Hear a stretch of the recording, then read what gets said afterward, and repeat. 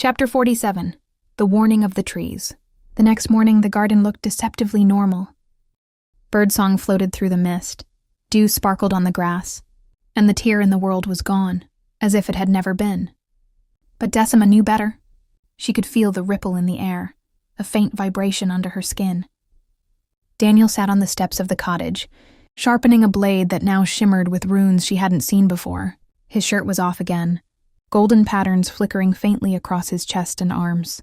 Like living tattoos, more vibrant than the day before. They pulsed now with a rhythm not entirely his own. Decima knelt by the old oak at the edge of the garden, placing her palm against the bark. She closed her eyes. The trees had seen everything. A wave of magic surged through her fingers. Her breath caught. She was falling, not through space, but through memory. The forest opened its mind to hers.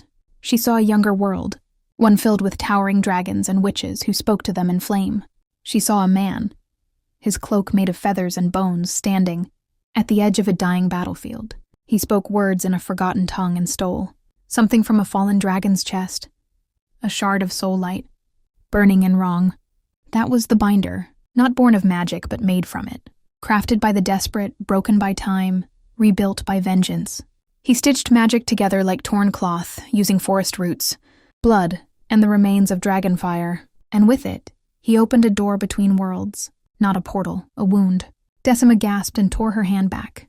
Daniel was already standing, the blade half raised. His eyes glowed gold. His veins pulsed with heat. Thin lines of scaled texture shimmered briefly at his neck and along his forearms, like dragon hide beneath human skin. "What did you see?" he asked, voice gravel thick. "Someone's behind this," she said, her voice hoarse. "Someone called the Binder. They're forcing open the old pathways, through stolen dragon magic." Daniel's jaw clenched. His pupils were too sharp now, his body too still. "Then we hunt them down." Before she could answer, a gust of wind tore through the garden. Leaves spiraled into the air, forming the outline of a woman, an ancient spirit of the forest. Her voice was the creak of ancient branches. "Beware," she intoned. "The Binder seeks the Dragon's Gate." The image shattered into 1,000 motes of gold. Decima stared at the empty space. Her heart pounded. The Dragon's Gate, a legend so old even the Witches' Council treated it like myth. She turned to Daniel. "If they open the Dragon's Gate, it won't just be creatures slipping through." Daniel rose, slipping the rune blade into a sheath at his hip. His eyes burned with quiet fury. "Then we make sure they don't.